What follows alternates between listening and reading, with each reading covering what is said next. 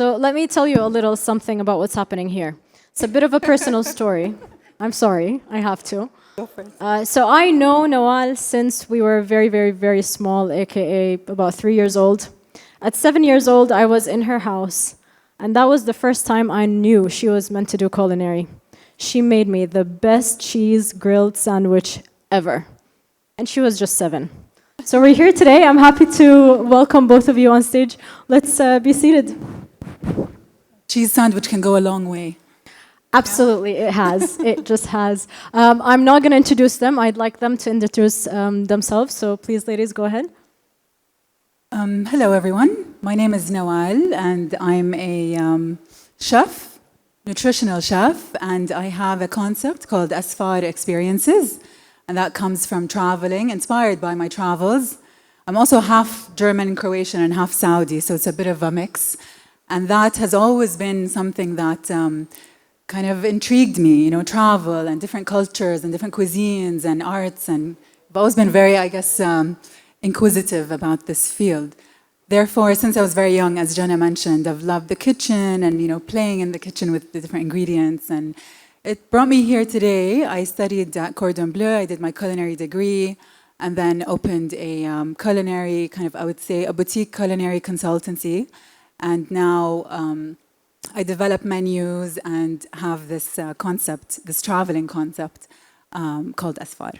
Thank you so much. That's a good summary of what you do. Mawadah, we'd like to hear from you. Hi, everyone. So my name is Mawadah. I'm a food innovator by degree and profession.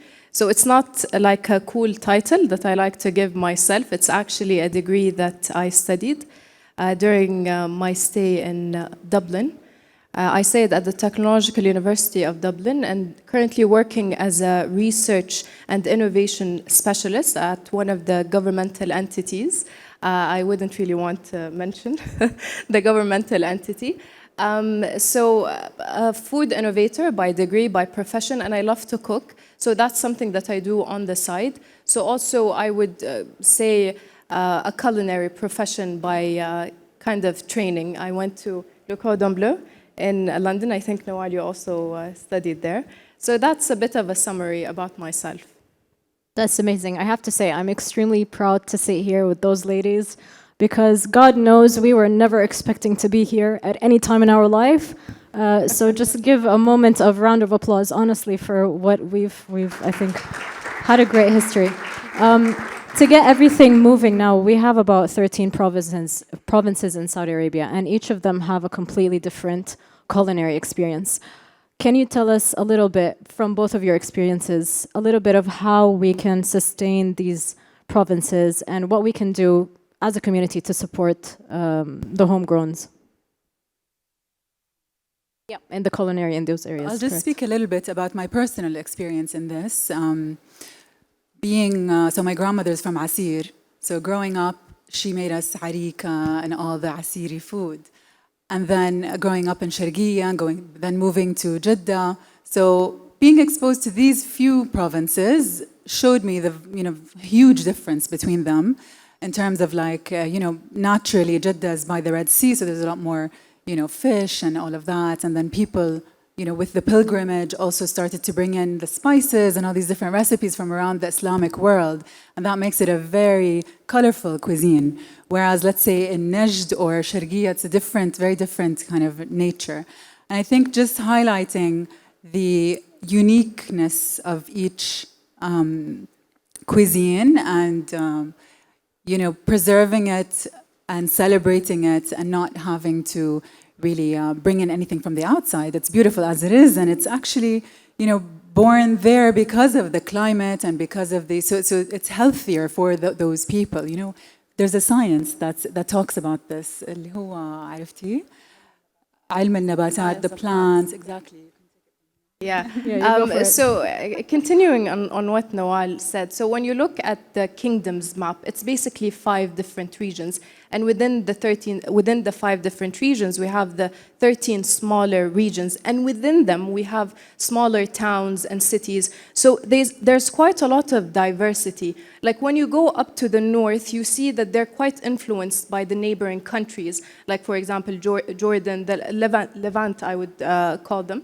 Also, like some people would also refer to it as the kingdom's food basket. So it's quite rich, and we have a lot of local, I would say, plants that only grow in that region. And unfortunately, until now, with what's happening in the kingdom, like let's say 10 to 15 years ago, people in the western region, or for example in the central region, wouldn't really know what's happening in the north. Like for example, we have al-samh. And from al-samh, we would have something that's quite delicious, and I tried it yesterday, called al-bakila. Like, it's amazing. Although it's literally made of 3 different ingredients, it's quite distinct. You know, when you eat it, it's nutty, it's caramelized, so it's very unique. And now, moving to the other regions of the kingdom, the south, there's a lot of happening there. And again, it's quite influenced by the neighboring countries. The western region and the central region is already very rich due to the trade routes and the pilgrimage that happens there. So we see a lot of influence from, example, Indonesia, yes, India. And it's very rich there, and even like we consider it our cuisine as well. And we don't look at it as their cuisine, our cuisine. It has become that one kind of melting pot. We even we like to refer to Jeddah and the western region as the melting pot of Saudi Arabia. And then moving to the other regions of the kingdom, there's the east. The east is quite, again, amazing. We have the Hasawi rice, which is very unique to the kingdom. And a lot of people are only becoming familiar with it in the past, let's say, 5 to 10 years, with the different, let's say, governmental support that's coming towards promoting these local ingredients as well as dishes. Amazing, thank you for the answers. So I've seen some difficulties happen within the provinces because they are not the big cities. What kind of difficulties do they go through, and how can we support as a community of F&B? Even if it's logistical, sustainability, farming. Yeah, logistical in Al-Ula, that was tough. Tell us about so it. in specific locations, although Al-Ula has now, like I'll give that example because I worked there and I opened an Asfar experience there for a couple of months in the old town, and it was one of the most beautiful experiences of my life. Yet the difficulties were the logistics of, you know, honestly, in my experience, I didn't have to deal with that because my concept was local. So everything I created was from the farms, and I hired local chefs and all of that. So that I didn't have that problem, but I spoke to a lot of F&B professionals there and hospitality professionals, and you know, just to get an item from, you know, there's only a few flights and it's not very easy. You have to bring things by truck. So because it's a bit, you know, outside. Of course, Al-Ula, as I mentioned earlier, is one of the areas that have more of a spotlight, but then there are a lot of other areas that are still, you know, up and coming, and I believe over there that can be a challenge. Also with locals, you know, manpower. I think in certain professions, like let's say waitressing, certain professions, we still don't have that local, you know, training. So we still need a few years, I think, to learn. So I think that, for me, that was the main challenge. Thank you, Mawadah. So, you know, it's something quite personal. A lot of the concepts that we now see in, for example, areas or cities or provinces like Al-Ula are actually international. Why bring an international concept in an area that is still kind of getting the light? People don't know of Al-Ula. They don't know what is Alawi cuisine. So a concept such as Nawal's is quite amazing, and what we also see in other regions of the kingdom happening. So in my opinion, like when it comes to these areas, if you were to open a foreign, let's say, concept, yes, you would face a lot of issues, logistical issues. We always hear that. But if you were to see what is in the ground, what is in the land, you would kind of understand what do you have and what not, and from there you can develop a concept, and that would give that region, province, or area, or let's say town in specific, a kind of uniqueness. And from there, you would have that unique culinary concept. Like when we travel to the world, we wouldn't go to, like, let's say, okay, it does happen, especially if you go to cities like London, you would look for Japanese restaurants or Nikki style kind of restaurants. But normally, like, if, at least for myself, I love to travel. No, You want to explore the city. I mean, to get to know a place, you want to try the cuisine. You want to know what is Saudi food, and so many people don't. Exactly. I live in London most of the year, and a lot of people there ask me, what is Saudi food? Is it kabsa? Is it the rice and meat? I'm like, yeah, but there's so much more. And it's beautiful what the Culinary Arts Commission is doing and what the Ministry of Culture is supporting, and the Ministry of Tourism, and they come hand in hand. Why is there no Saudi restaurant in London? London is it's a huge city, and this is my personal goal. Agree. In the near future, inshallah. To really have a beautiful Saudi, not only cuisine, but experience. You walk in, you have the bakhoor, you have the Saudi coffee, and I would feel like this is a success if I see a Chinese person walking in, sitting on the floor, having the coffee, eating, with his hands, يخمس, like they say here. Absolutely. So, that would be a success for me, and that way I would feel like, okay, we've exported our culture and preserved it at the same time. I love how she said exported our culture, because I think this is one of the top-notch things we should be focusing in. A lot of the companies are coming into the Saudi market just thinking about how to get into the market, but I think the other way is how to get the market out to the world, because it is a rich market. It has amazing ingredients, amazing people, amazing traditions, even within the hospitality experience. I agree with you. I did go to Al-Hassa, and this random guy came to me and said, you've been working, it was an event, we've been working really hard. He called his mom to get me riz Hassawi, which is Hassawi rice. And I swear it was 12 in the midnight, and the mom actually did the rice, and they actually delivered to me. So it's not food, it's the whole experience. I agree with you 100%. Sustainability, I know a lot of people are into sustainability here. Is there something we can do, the governments you think should do to support that logistical operations in terms of sustainability in these provinces again? In my view, as a chef, I think of farming first. So I think supporting farmers and really investing in that can really help us be able to innovate more. So, let's say in here or, the Al Qasim, there's a lot of farms. I know, there's a lot of items that we can use from here, but it's still capped, it's still limited. So to be able to have that kind of grant support for farmers would be wonderful, because then we can diversify more. We can introduce more like aquaponics and innovative ways for farming, which are sustainable, and then that would help us really have more ingredients to play with, basically. There's already quite a lot happening, like with NEOM, with the collaboration happening with CARES. So, like, we have to say that the government is already doing quite a lot, but that doesn't mean that there are additional efforts that might be lacking in specific provinces.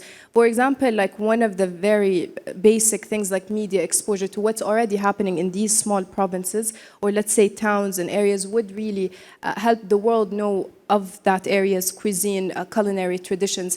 Each of these areas have a true culinary identity, which is, I would say, lost amongst what's happening in Riyadh or in Jeddah, or even in Asir. Quite a lot is happening in Asir. Actually, yesterday I was talking to a lady from Taif, but from a smaller town in Taif called Rania. So it's not even on the map, I think. And she was talking about the culinary scene of the area, and she said, yes, it is basic, but the people are very close to the land. So if I was, for example, a visitor from, let's say, Jeddah, I would kind of, if they created, let's say, an experience like farm to table that is from the ground, and then under meeting the people, that's what makes Saudi very, I would say, unique. We are truly hospitable. The people of this country are hospitable. They open their homes to any visitor. And even like when you look at the way we even pour coffee and what that means, there's quite, I would say, meaning in there. I love that. I completely agree. there's a lot of people in this room, and I know a lot of thoughts are going around. So I'd like to ask the both of you, who would you like to meet today? If anyone's coming to speak to you, what would it be about? Opening my restaurant in London. Here you go. There's a whole room out there. Funding the whole thing. Let's try to get you that. Anything else you'd like to add to that? Or you're good to go? I mean, I'll just share my own dream and then attract whoever's Put it out interested to the in world. that. You never know what happens. Exactly. I mean, as FAR experiences are, as I mentioned in the beginning, as a traveling concept, and it touches its values are in sustainability and arts and culture, and of course, delicious food. And so I want to have more of what I did in Al-Ula, I want to do elsewhere. And I want to explore and have this culinary residency that I did in Al-Ula and, meet the locals of the city, walk into their homes, cook with them, and, not just learn the ingredients, but also learn the mannerisms and the hospitality in that specific location. Something, the way you hold your coffee cup and do that means something in somewhere and somewhere else, something somewhere else. So I want to learn more of that to be able to accurately communicate that to the global stage. Thank you. Mawadah, on to you. To the last I wouldn't say that this is a difficult question, but literally just before the talk, Nawal asked me a similar question. To be honest, when I came here, I didn't have a specific intention other than the fact that I wanted to try something different, something new, meet maybe even new people. As a food innovator, I'm quite interested in anything innovative, anything creative. And this is what I do through my line of work. I remember doing a multi-sensory, immersive culinary experience. Like even the name itself is like mind-boggling. You would kind of think, what is this exactly? And it was a true representation of Saudi culture, whether it's music, whether it's food, culinary arts, or poetry. So if I was given the chance to do that experience again, definitely by all means, I would say this is something that I'm interested in, but I don't like to limit myself and this is what I should be doing actually. As food innovators, we need to kind of be open to anything that comes our way as long as it doesn't interfere with our kind of morals and set of, let's say, standards, let's say. I love that. Thank you very much, ladies, for coming today. Thank you for being a great audience. Jennifer, off to you. Pleasure. Thank you.